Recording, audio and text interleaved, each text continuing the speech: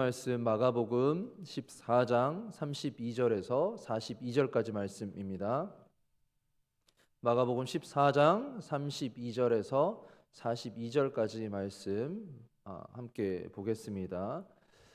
우리 한 절씩 교독하겠습니다. 제가 먼저 읽겠습니다. 그들이 겟세마네라 하는 곳에 이름에 예수께서 제자들에게 이르시되 내가 기도할 동안에 너희는 여기 앉아 있으라 하시고 야고보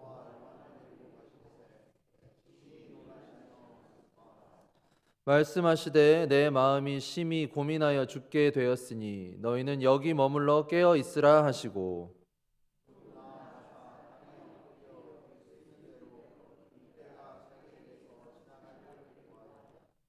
이르시되 아빠 아버지여 아버지께는 모든 것이 가능하오니 이 잔을 내게서 옮기시옵소서. 그러나 나의 원대로 마시옵고 아버지의 원대로 하옵소서 하시고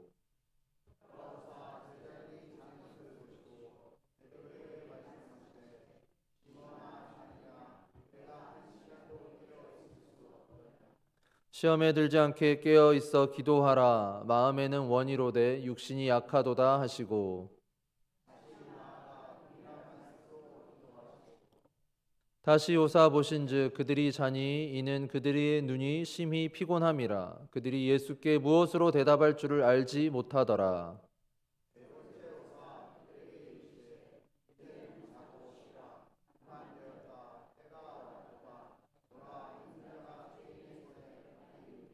사십이 절 같이 읽습니다. 일어나라 함께 가자 보라 나를 파는 자가 가까이 왔느니라. 아멘. 잠시 기도하겠습니다. 하나님 감사합니다. 고난주간 특별 새벽 기도회 둘째 날 하나님 말씀 앞에 나오게 하시니 감사합니다. 이 시간에 우리를 말씀의 깊은 진리 가운데 인도해 주시고 우리가 이 말씀을 듣고 우리의 영이 깨어 오늘 하루도 그리스도의 십자가 앞에 더 가까이 나아가며 십자가의 능력으로 살아가는 우리 모두가 되게 하여 주시옵소서. 감사드리며 살아계신 예수님의 이름으로 기도드립니다. 아멘.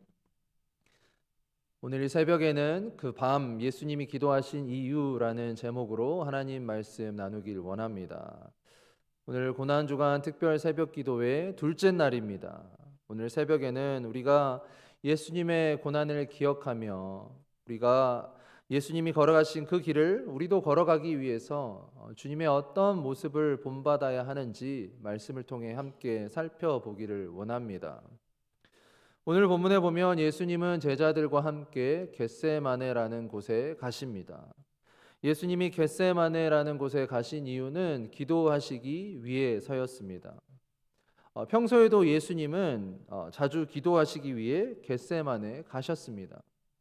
누가복음 22장에 보면 예수님은 습관을 따라 겟세마네 가셨다라고 기록이 되어 있는데 이번에는 조금 상황이 달랐습니다. 예수님은 십자가의 죽음을 앞두시고 비장한 각오로 기도하시기 위해 겟세마네를 찾아가셨습니다. 십자가 사건을 제외하고 예수님의 전 생애 중 가장 드라마틱하고 감정이 요동하는 그 순간을 꼽으라면 바로 예수님이 겟세마네에서 기도하신 그 때입니다. 예수님은 이제 자신에게 죽음이 다가오고 있음을 알고 계셨습니다. 여러분, 분명히 예수님은 이 땅에 죄인들을 위해 오셨습니다. 하늘의 모든 영광을 버리고 이 땅에 죽기 위해 오셨습니다. 예수님 그것 또한 잘 알고 계셨죠. 그러나 예수님이 하나님이셨기 때문에 쉽게 죽음을 대하신 것이 아닙니다. 만약 예수님이 하나님의 아들로 그분의 신성으로 인해서 이 죽음이 아무렇지 않게 다가왔다면 그동안 예수님이 보여주셨던 그 연약하고 아픈 사람들을 향한 그 공감과 동정, 슬픔, 눈물, 이 모든 것들은 다 거짓이고 위선일 것입니다. 그러나 예수님에게도 죽음은 고통스러운 것이었습니다. 분명히 몇 시간 후에 예수님은 이제 재판을 받으시고 십자가에 죽으실 것을 알고 계셨습니다. 그러나 예수님도 막상 그 다가오는 죽음을 감당하시기에는 너무도 괴롭고 고통스러우셨습니다. 그래서 예수님은 지금 자신의 속마음을 가장 잘 알 것이라고 생각한 제자 3명, 베드로, 야고보, 요한을 데리고 기도하기를 원하셨죠. 우리는 여기서 조금이나마 예수님의 그 인간적인 모습을 엿볼 수 있습니다.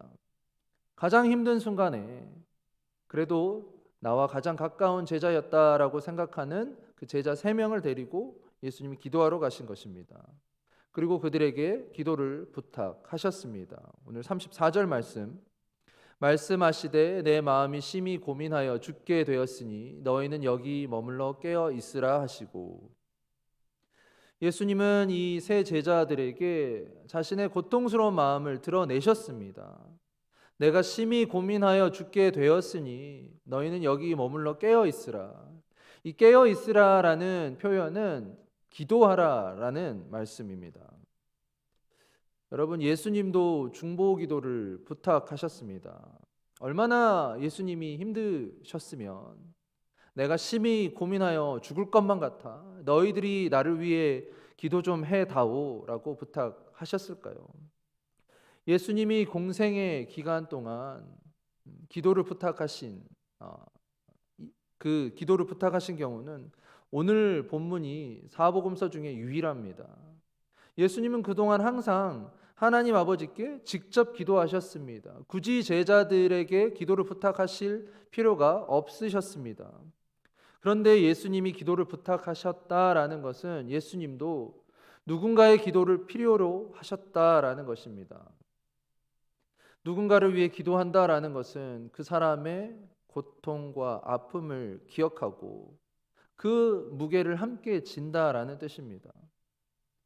신앙이 좋은 그리스도인들이 보통 교회에서 하는 말이 기도하겠습니다입니다. 어려움이나 슬픔을 당한 성도님들 혹은 병으로 인해 고통받고 있는 성도님들에게 우리는 종종 기도하겠습니다라는 말로 위로를 합니다. 기도하겠습니다라고 말을 하면 기도해야죠.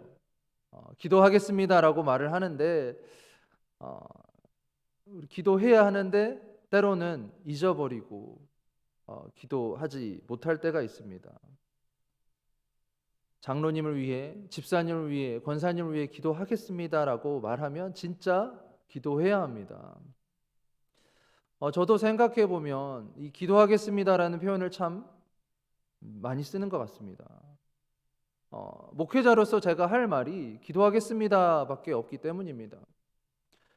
그런데 저도 연약한 사람인지라 기억하고 기도할 때도 있지만 또 시간이 지나면 때로는 잊어버릴 때도 있습니다.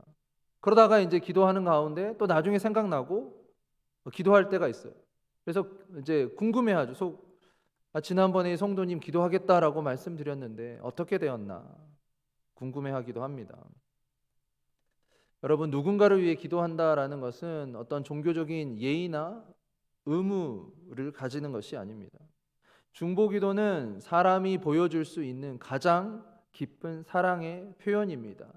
그 사람의 삶을 하나님 앞에 가져가는 것이고 그 사람의 고통을 마치 나의 고통인 것처럼 생각하고 하나님께 대신 부르짖는 것, 그것이 중보기도입니다. 그래서 예수님도 제자들에게 기도를 부탁하셨습니다. 그 가장 힘든 고통의 순간에 혼자 그것을 감당할 수 없을 그때 예수님 기도를 부탁하셨습니다. 예수님 땅에 엎드려서 혼신의 힘을 다해 기도하셨죠. 원래 유대인들은 땅에 엎드려서 기도를 하는 경우가 거의 없습니다. 유대인들을 보면 서서 기도합니다. 그런데 예수님은 엎드려 기도하셨습니다. 이 구약 성경에 땅에 엎드려서 기도하는 자세는 이 기도하는 사람이 지금 하나님의 뜻에 절대적으로 복종하겠습니다라는 뜻입니다. 또 기도하는 사람이 저는 지금 두려움 가운데 있습니다. 저는 지금 무서움 가운데 있습니다라고 보여주는 자세이기도 했습니다. 아마 예수님이 이 두 가지에 다 해당하셨을 거예요. 예수님은 자신의 뜻이 아닌 하나님의 뜻에 복종하기를 원하셨고, 그렇지만 동시에 그 고통의 길을 가는 것에 대한 두려움도 있으셨습니다. 예수님이 얼마나 간절히 기도하셨는지 누가복음 본문에 보면 땀이 땅에 떨어지는 핏방울 같이 되었다라고 말씀합니다. 오늘 누가복음 22장 44절 예수께서 힘쓰고 애써 더욱 간절히 기도하시니 땀이 땅에 떨어지는 핏방울 같이 되더라. 주님은 그렇게 간절히 기도하셨습니다. 예수님의 이 기도는 자신을 온전히 하나님께 맡기는 기도였습니다. 자신의 뜻이 아니라 하나님의 뜻 가운데 자신의 삶을 굴복시키는 기도였습니다. 오늘 본문 36절에 보면 예수님이 어떻게 하나님께 기도하십니까? 아빠 아버지여, 아버지께는 모든 것이 가능하오니 이 잔을 내게서 옮기시옵소서. 그러나 나의 원대로 마시옵고 아버지의 원대로 하옵소서 하시고, 나의 원대로 마시옵고 아버지의 원대로 하옵소서. 여러분, 이것이 주님이 하신 위대한 기도입니다. 기도는 하나님의 뜻에 나의 생각을 완전히 굴복시키는 것. 그 기도, 그것이 예수님이 하신 기도였습니다. 이러한 기도를 우리들도 본받고 따라 해야 합니다. 예수님은 공생의 기간 동안에 단 한 번도 하나님의 뜻을 거역하신 적이 없습니다. 항상 하나님 아버지의 뜻에 따라 움직이시고 일하셨습니다. 그런데 마지막 십자가 앞에서 극심한 아픔과 고통 가운데 예수님이 죽음을 피하기 위해 하나님의 뜻을 거역한다면 그것이야말로 사단이 원하는 결과인 것이죠. 우리는 신앙생활 하면서 이런 유혹을 받을 때가 있습니다. 우리가 하나님의 뜻을 몰라서가 아닙니다. 하나님의 뜻을 몰라서가 아니라 하나님의 뜻을 알면서도 내 뜻을 선택하고 싶은 유혹을 받을 때가 있습니다. 그러면서 내 자신을 합리화하는 것이죠. 내가 그동안 열심히 신앙생활 해오며 나름 믿음 잘 지킨다고 했는데 이번 한 번만 내 방법대로 해봐야지. 하나님 지금 나의 상황을 아시니, 내가 얼마나 힘든 상황인 것을 아시니 하나님께서 이해해 주실 거야. 하나님 이번 한 번만 봐주시고 다음부터는 하나님께 꼭 순종하겠습니다 라고 한다면 하나님이 이해해 주시고 용납해 주실까요? 성경은 단 한 번의 불순종이 얼마나 큰 비극을 가져올 수 있는지 우리에게 분명히 말씀합니다. 아담과 하와가 단 한 번의 불순종으로 온 인류 세상에 죽음과 고통을 가져왔습니다. 모세가 단 한 번의 불순종으로 가나안 땅, 젖과 꿀이 흐르는 하나님이 약속하신 가나안 땅에 들어가지 못하게 되었습니다.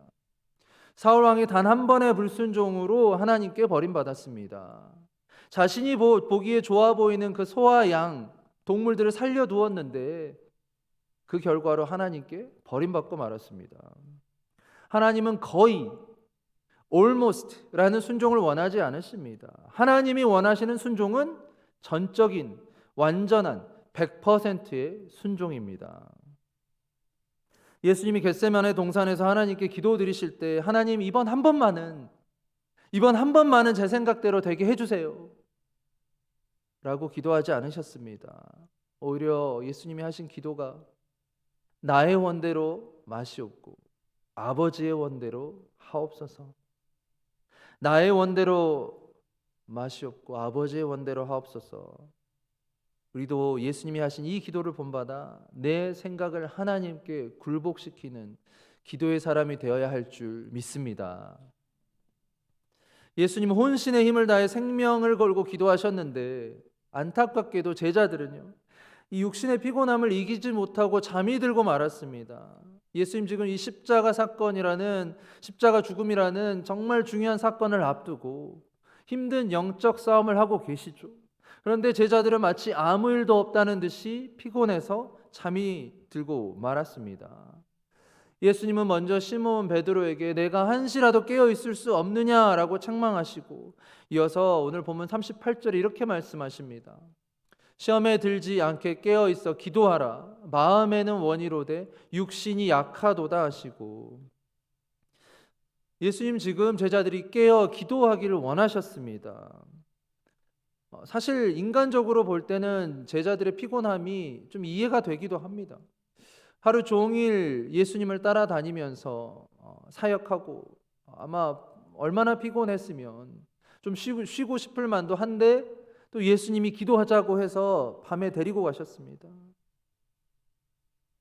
제자들이 너무 피곤하면 예수님이 제자들에게 그래 좀 피곤하지, 그래 잠 좀 눈 좀 붙이고 좀 일어나서 기도해 라고 하실 수도 있으셨을 텐데, 예수님은요 이들을 깨우면서까지 기도하기를 원하셨습니다.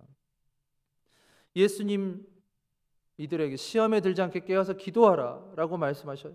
그런데 제자들 예수님의 기대를 저버린 채 또 잠이 들고, 예수님 다시 오셔서 제자들을 깨우는데 또 잠이 들고, 결국 3번이나 예수님이 이들을 찾아오셔서 깨우셨습니다. 왜 예수님이 3번이나 이들을 깨우셨을까요? 그 이유는 이 시간이 기도할 때였기 때문입니다. 제자들은 피곤해서 육신적으로 잠이 든 것이지만 사실 이들은 영적으로 잠이 든 것이나 마찬가지였습니다. 자신들이 사랑하는 스승 예수님이 곧 십자가에 못 박혀 죽으실 것을 아셨다면 정말 눈을 부릅뜨고 눈을 꼬집어서라도 냉수마찰을 해서라도 어떻게 해서든지 깨어서 기도해야 했습니다. 그러나 그들은 육신의 연약함으로 인해 잠이 들고 맙니다. 여러분, 연약한 육신의 문제를 해결하는 방법이 무엇인지 아십니까? 깨어서 기도하는 것입니다. 시험에 들지 않을 수 있는 방법은 깨어서 기도하는 것입니다. 기도에는 때가 있습니다. 기도도 타이밍이다라는 말이 있어요. 예수님이 이 기도의 때를 아셨습니다. 그리고 그 때를 맞춰서 기도하셨습니다. 제자들은 그 기도의 때를 놓치고 말았어요. 깨어서 기도해야 했지만 그들은 육신의 연약함으로 인해서 영적인 나태함에까지 빠지고 말았습니다. 우리가 때로는 깨어서 기도해야 합니다. 의지적으로 기도해야 합니다. 육신이 피곤하고 힘들어도 기도해야 합니다. 그 때가 기도할 때라면, 우리는 깨어서 기도해야 합니다. 육신을 복종시켜 영이 승리하도록 기도해야 하고, 육신에 지배되지 않고 하나님의 뜻에 순종할 수 있고 시험에 들지 않도록 기도해야 합니다. 로마서 8장 5절과 6절 말씀에 바울이 이렇게 고백합니다. 육신을 따르는 자는 육신의 일을, 영을 따르는 자는 영의 일을 생각하나니 육신의 생각은 사망이요 영의 생각은 생명과 평안이니라. 또 갈라디아서 6장 8절 말씀에 보면 자기의 육체를 위하여 심는 자는 육체로부터 썩어질 것을 거두고 성령을 위하여 심는 자는 성령으로부터 영생을 거두리라. 아멘. 여러분, 나의 육신적이고 인간적인 생각에 지배되지 않으려면 우리는 기도해야 합니다. 하나님의 영적인 뜻을 이루기 위해 기도해야 합니다. 오늘 고난주간 특별 새벽 기도회 둘째 날 여러분 기도하러 나오셨습니다. 기도의 자리에 나오셨습니다. 우리가 고난주간을 보내며 나의 육신의 생각은 버리고 더 영적으로 민감하고 하나님의 뜻에 합당한 사람이 되기 위해서 우리가 할 수 있는 것은 기도입니다. 기도하실 때 우리가 주님이 하신 그 기도를 마음에 새겨야 합니다. 주님이 하신 기도, 나의 원대로 마시옵고 아버지의 뜻대로 하옵소서. 나의 원대로 마시옵고 아버지의 뜻대로 하옵소서. 이 예수님이 하신 그 기도의 고백, 그 기도의 고백이 여러분의 고백이 되어서 오늘 하루 여러분 살아가실 때 그 주님의 십자가 앞에 여러분의 육신을 던지시고 육의 사람이 아니라 영의 사람으로 깨어 살아가시기를 주님의 이름으로 간절히 축복합니다. 아멘. 시간 우리